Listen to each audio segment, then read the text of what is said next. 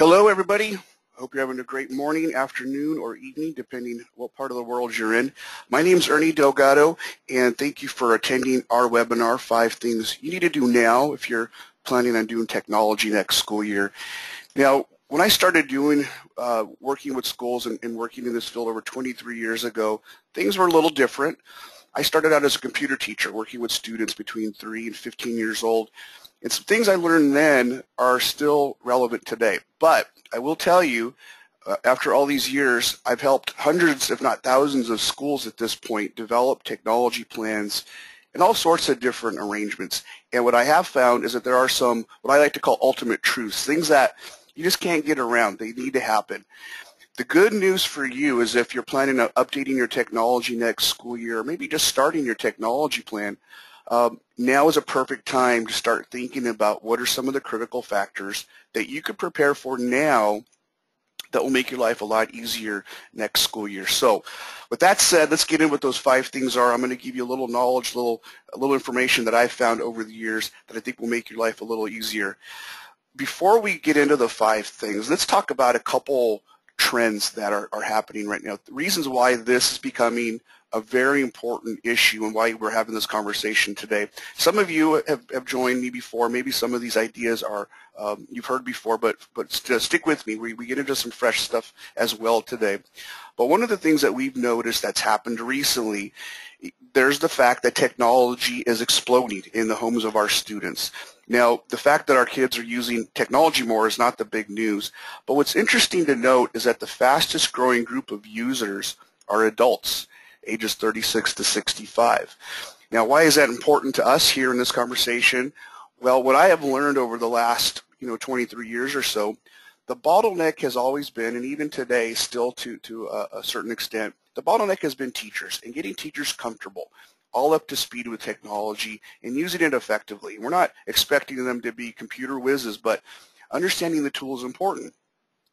For the first time in a long time, teachers are using technology more than ever in their personal lives. And you've heard me say it before, they're using smartphones, they're using tablets, they're using digital television, they're using navigation in their car, they are buying plane tickets, they're doing stuff online more than ever. However, for a lot of teachers, they haven't been shown or prepared on how to use those tools in the classroom. Sometimes it's just training, modeling, and sharing best practices, but this has to happen in order for technologies to go, or for teachers to get over the hump into the use of technology in the classroom. Tremendous opportunity that is there. Again, this wasn't the case 5 or 10 years ago, but today teachers are ready more than they ever have been. The second key trend, not quite as positive, is the fact that corporate America and a lot of people feel that K-12 education as an industry, as a whole, is not preparing students well enough for the future. And this is an interesting topic. This is very important to us because technology does provide a couple different opportunities when it comes to lesson development, content creation, because you could work in so many of those 21st century learning skills while you're developing relevant technology-enabled lessons. So it's good to note that maybe we're behind a little bit, but we can catch up and even go forward in this area because the technology provides those resources. It's just a matter of finding the right model and developing that and moving forward with it. But these are the things that are capable with the use of a mobile technology environment.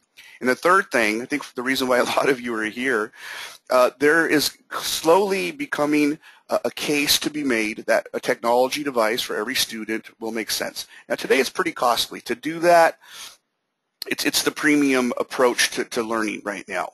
But, and again with my 23 years of experience, I do feel that within the next 3 to 5 years, a device in the hands of every student will make sense on all levels. The $99 iPad, in 3 years that might be relevant, that might happen, or some other amazing technology tool that's not only cost effective, but taps into this tremendous amount of digital resources that might be free in 3 to 5 years. So if you put those two things together, and if you look at the trajectory of change that's taking place, this is a definite possibility. And a big part of my job is telling teachers and telling educators and administrators, stop. Let's not jump into one-to-one just yet, but let's start preparing. Let's make sure that we have our ducks in a row and that we've done what we need to do so that when it does make sense, we can make the jump, and it's not going to be hard by putting a few things in place. That's the purpose for this webinar today. What are those 5 things? What can we start preparing for, and when is it going to make sense, and what's the model? How do we implement this? What do we need to start evaluating today? So let's get into those 5 things. So what is number 1 on the list? Well, hopefully you're aware that teachers are a critical component of this whole thing. You know, you can have all the technology in the world at your school, but if your teachers aren't powerful consumers and understanding of what they're capable of doing, your plan's not going to go very far. You know, we call it the 3 C's.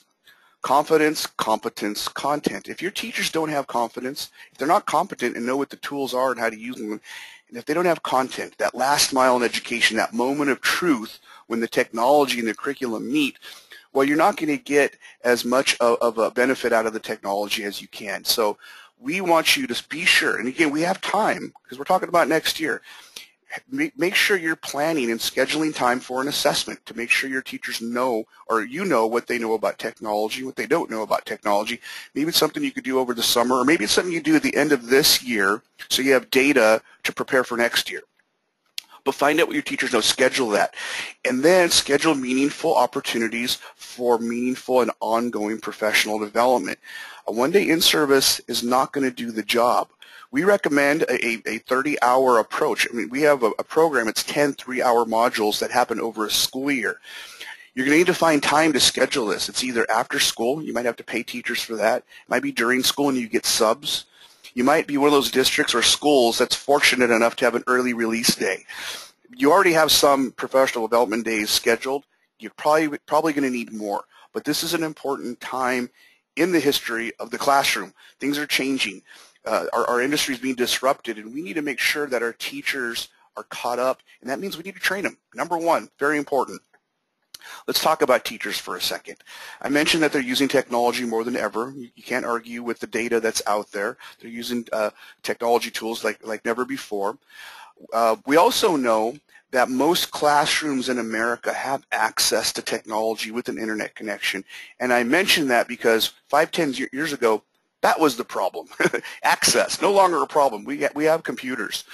We also know, and there's data that backs this up, that if we train teachers in simulations and applications, is what the research shows, if we train teachers how to use technology as a tool, they will provide higher achieving students. So let's take a step back here for a second.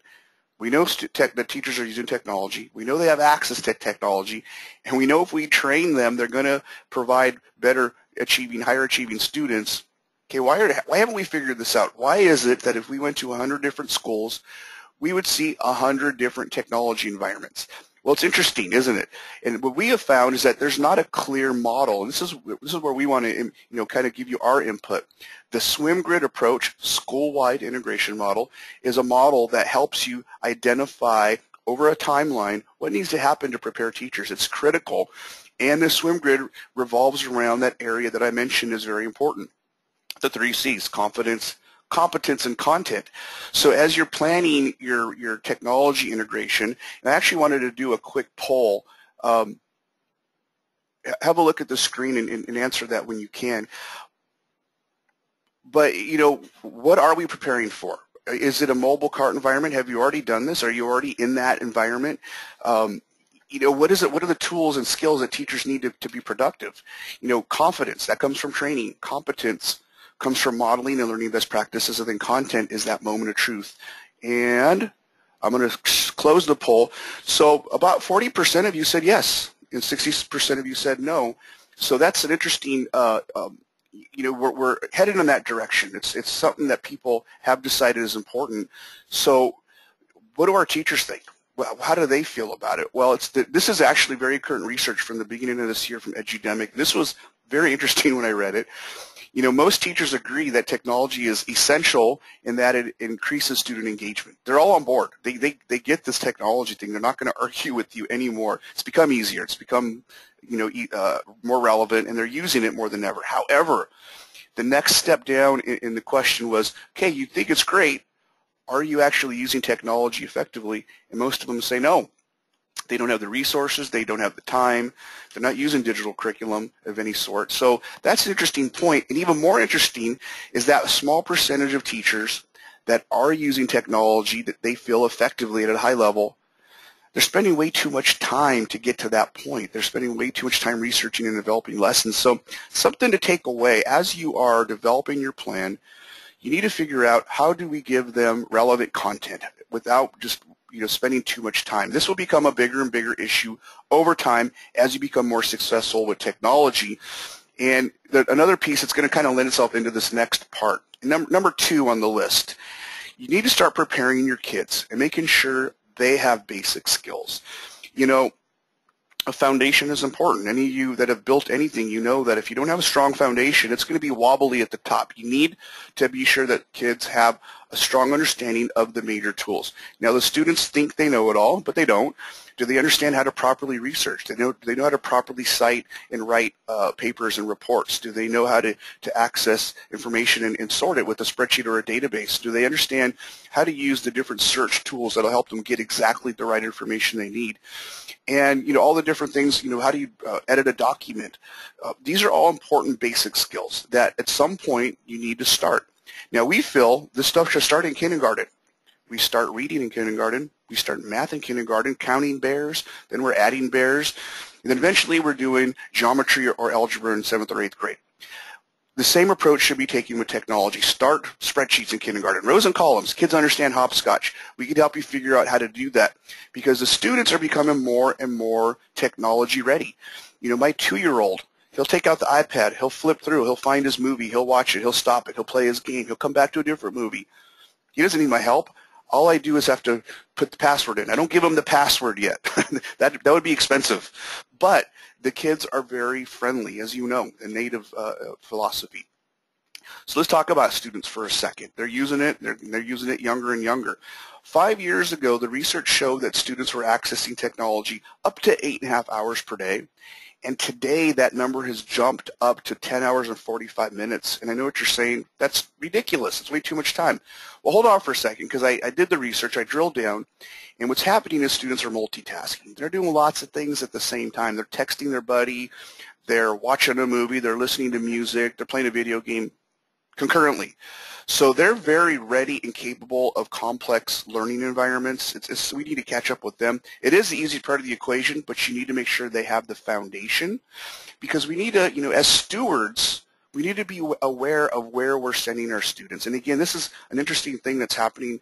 And one of the cornerstones of our program is we want to make sure that students are better learners today, but we want to prepare them to be better earners tomorrow. And some people hate when I say that, but we want to prepare them to be successful and to be competitive and to be on par with students from around the globe. It's a smaller planet. It's a flatter planet. People, they're not just competing with kids across town or across the country. They're competing on a global marketplace. How do we make sure that they have the tools to do that? Every few years we do this research, and this was from January 2014, and these are the fastest growing occupations in America, 50K and above. So look at this list, and first of all, you'll notice that it's dominated by healthcare, but then you have to ask yourself, what do our students need? What skill sets are they going to need to get into these careers and be successful? And that's where 21st century learning skills come in. This is where we can make a difference. What are we doing in our classrooms to make sure that we are starting to prepare kids with this? It's no longer about just teaching the standards. I'm sorry, that's not enough. We need to do more. And technology provides these opportunities, especially when you're developing integrated lessons. What are the skills? Things like critical thinking, things like creativity, collaboration, complex problem solving. All of this can be done with technology in an integrated lesson environment. I want to pause, and I do want to share something with you. Now, there's basically two competing philosophies, and I'm not going to say they're competing. There's two different philosophies on how to use technology in schools. Now, I'll simplify it real quick. On one side, you have I call it the gamesy, appsy environment. They just want to just get data, and basically the technology is teaching the kids, and it'll be adaptive one day. And I think there's some real promising ideas there, especially for underprivileged students, maybe third world students. There's some great things that can happen. On the other side of the spectrum is more of the project-based learning philosophy. Now, I think the answer's in the middle somewhere, but what we're finding is that a lot of schools are opting for the Gamesy AppSy. It's easier. You just got to buy software and buy the systems and maybe have an IT team to keep it going, but it doesn't take as much teacher involvement. I should say it takes less. It's a little less. It's easier. Whereas a project-based learning environment will require a little more teacher involvement. It will require a little more savvy teacher. However, sometimes it's also a great way for teachers just to basically manage students' learning. Instead of being in charge and directing everything from the top, in this project-based environment, the students are well-versed in a lot of technology tools, especially if you give them the basics. The teacher kind of coordinates. So it's two different strategies, but it's something we need to think about and start understanding what are the tools that we need to be teaching our students. Many states, many states are starting to include, and there's legislation to include coding within the curriculum, the new communication tool of the next millennia. You know, how do computers and software and apps and phones, how do these things communicate? And having a background in coding will be important for students. We've actually developed a curriculum guide based on the website scratch.com, and it's called Creating Change Developing Solutions. It's an amazing way to teach coding, but this is something that you may want to start investigating next year. Is this something that might be important for your classrooms? So let's talk about number 3. Number 3 is the integration of technology into your lesson plans. And again, this is an important concept. Let's recap for a second. Number 1, train teachers. Number 2, train students. Number 3, develop meaningful lesson plans. This is where you have the opportunity to incorporate all these 21st century learning skills, these amazing things, and for the technology to really improve on teaching and learning in your classrooms. Now, we're not saying get rid of your curriculum and start over. That's not what we're saying. What we're saying is how can we evaluate certain projects, lessons, standards, or things we do over the school year where technology can make it better. We're not saying use technology all day, every day. Hopefully that's not happening at your school. But how can we start preparing for more use of the technology? And as you develop integrated lessons, how can we make sure that if we haven't yet done technology one-to-one, that when it gets here, we are prepared? I'm going to do another poll real quick because I'm curious. You know, the one-to-one concept is not going away, and for a lot of people, they think it's impossible, because for many of you right now, it probably is. And again, to reiterate, we're not saying this is what you need to do today. What we're saying, it's not a bad idea to start preparing, especially when it comes to this part. Number 3, when you're developing integrated lesson plans, sometimes it starts with the computer lab. We love computer labs. It's a great way to start. And I think over time, you have an option. You can maintain your labs, but over time, and again in a 3 to 4 year timeline, you could possibly get rid of your computer labs. Right now there's a place for labs. It's a place to train. It's a place to model, the model best practices for your teachers, and to start developing content where you have an expert, like a computer teacher, that can show and teach and train and model for your other classroom teachers. This is a very important time for teachers to learn. It's part of the professional development process. And you develop lessons, you demonstrate the use of lessons, you demonstrate new tools, the new whiteboards. There's all kinds of tools coming out all the time, and the lab is the place where you could showcase the use of these tools within age and grade appropriate lesson plans to your classroom teachers. So 87% of you, I'm closing the poll, 87% of you are planning one-to-one. So thank you for coming to this. Hopefully this is good information for you. The content part, the last mile in education, it's so critical. Why leave it up to chance? You know, every school has technology, every school has curriculum. The way the two intersect with each other is so important that you don't just buy the stuff and hopefully the teachers figure it out. You need to have a solid plan in place on how you're going to develop quality content, not games. Your students don't need your help to learn how to play games, but how do we create meaningful lesson plans? What many schools have done is they've partnered with our company. We have 22 integration specialists that we plug in. They partner with your teachers. We talk about lesson plans, and then we actually help you develop that content. We do the heavy lifting, and we bring it to your teachers on a silver platter. It's a wonderful model. So let's move on to number 4. Now, I mentioned labs are great. We've been using labs for years, but over the last several years, mobile technology has just taken off in our schools. So infrastructure improvements has become another major component of preparation. And I go to schools all the time that they have, man, they could launch rockets with the quality of their infrastructure. Something to start thinking about. And also thinking about what is the future going to hold. Right now we're thinking about a device for every student, but guess what? Very soon it's going to be multiple devices per student, teacher, visitor to your campus. We're talking smartphones, we're talking glasses, we're talking smartwatches, we're talking laptops, we're talking their e-reader plus the tablet. You might have at some point in time, there might be the connected coffee mug one day. Who knows? But you want to be prepared for multiple devices per student, and your network needs to be prepared for that. Is it going to be 10? Is it going to be 20? Is it going to be 50? It's an interesting time, but you need to start preparing for the potential that you might need multiple connections per student, teacher, and guest. It's just something that's happening. I call it the freight train of innovation. It's flying through, folks, and it's not slowing down for any of us. It's going to continue to go on. I'm going to do another poll because I'm curious if you've decided or are still in the process of deciding what device are you going to use. There's so many great answers. We get this question all the time. People are really concerned, and as you should be. This is the biggest investment for many schools on this integration philosophy. How do we get the right tool? There's so many great ones that we can let schools kind of fill it out. We've supported everything from Android to iPad to Chromebook to laptop to MacBook. We've done it all, and this is very interesting. I see a lot of laptops on there right now. We have 64%. Are evaluating iPads, 30%, almost 30%, Chromebooks, equal amount for Android, 40% for laptop, and 13% of you are looking at the Surface. I love my little Surface. We have them all, and we evaluate them. But yeah, okay, majority of you are iPad, 69% iPad. That's interesting. How am I getting 69%, 44%? I'm going to crunch this data at the end, because those numbers don't add up.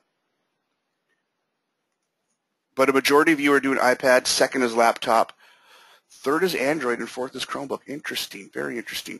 Well, this is the interesting part about technology. It's changing so fast. One of the things that we do as an organization every day, every morning, before I got on with you, was researching.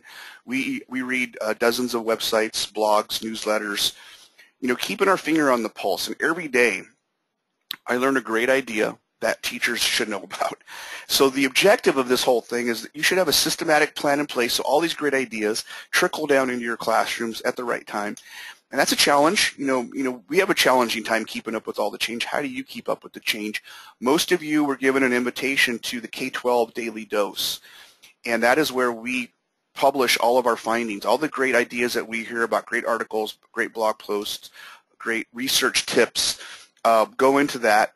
And it publishes daily. If you have access to your Chrome browser, search K-12 Daily Dose. Subscribe to the newsletter. It's free, and it's just a wealth of information that we think you would really enjoy because this stuff is constantly changing.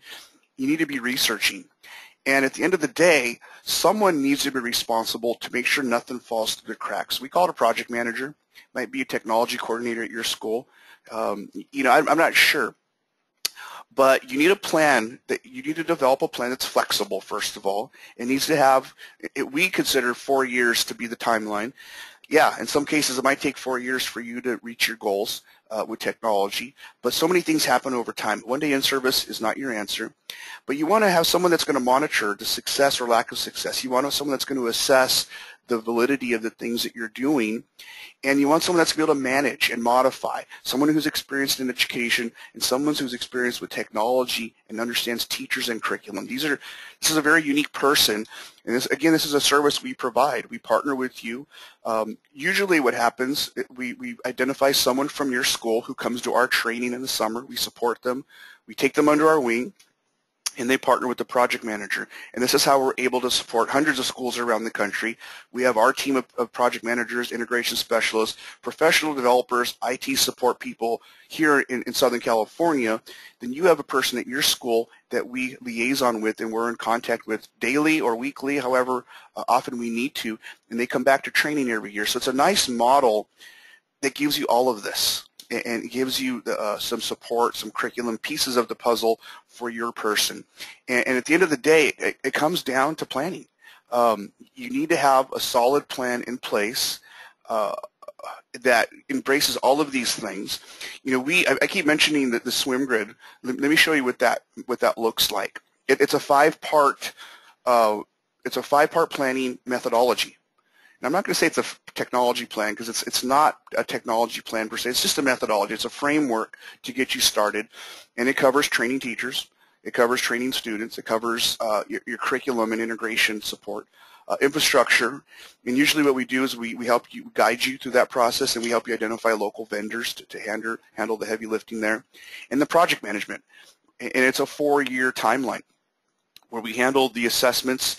Now, when it comes to professional development for your teachers, there's 3 different levels of training that we provide. Computer training. Folks, don't abandon computing just yet. I know tablets are great. We love them. But computing is important. And if you could do both, I encourage you to do both. So our computer training is 30 hours. It's 10 3-hour modules over a school year or 2. And then we have our tablet training. It's 15 hours. We could do it over 2 or 3 days. It's easier. As you know, tablets are easier, but they are different. And teachers do need to be trained in each. And then we have lesson plans, curriculum for your computer labs if you have them, for your mobile labs if you have them, for your classrooms. And then we actually drill down and get into lesson integration, and we partner with your teachers, and we assign an integration specialist to your teachers, and we schedule regular meetings. We'll do some live. We'll actually fly teachers or trainers around the country to do live trainings at your school, or we do a lot of support virtually like this. Sometimes our integration meetings happen like this, but we try to start with that personal meeting with your staff so they understand who we are, and we shake hands, and we get to know each other and have that personal touch. And then there's your infrastructure. If you have a lab, great. Let's start there. We're products of marketing. You know, we think about stuff first, but you need to think about staff first. Staff is important. It's getting them comfortable before everything shows up. And someone that can help you manage this whole effort and start thinking about the future. What are the tools that we want to access in our classrooms that are going to help us be better educators and help us prepare our students for the real world better? And, you know, is it a one-day in service? Absolutely not. You need ongoing, substantial professional development. And, you know, let me do my last poll question of the day. Let me launch this.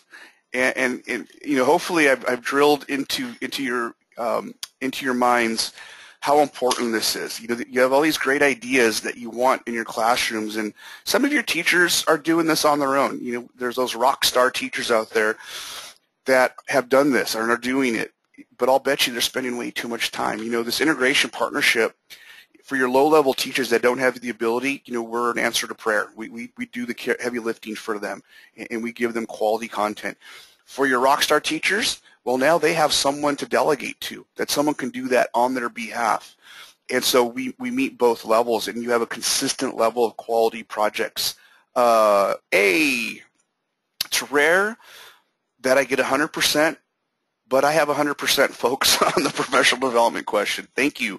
You're right. It's absolutely critical. So to wrap up here, you know, we have resources available. If you go to our website and you want an analysis of how a swim grid might look for your school, there's a button there that says Start Here. Fill out a few questions, and we can help. You're going to get a questionnaire at the end of this webinar as well. How did we do? Was this information valuable? Do you want contact immediately? Do you want contact next year? Do you want us to go away? We could do that too.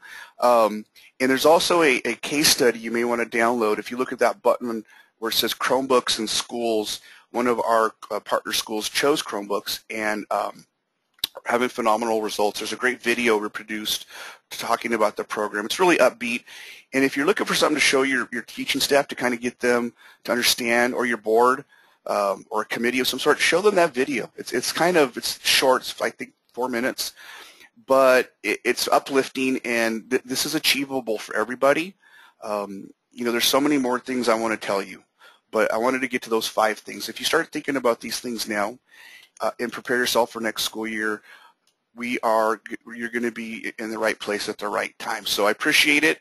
And if you have questions, please let us know. And we did it in under 30 minutes, folks. I got the information I needed to. You know, I can't believe I did it, but I did. Everything I wanted to tell you, under 30 minutes, perfect timing. Enjoy the rest of your day, and please answer the question you're here at the end of the presentation. Have a great day.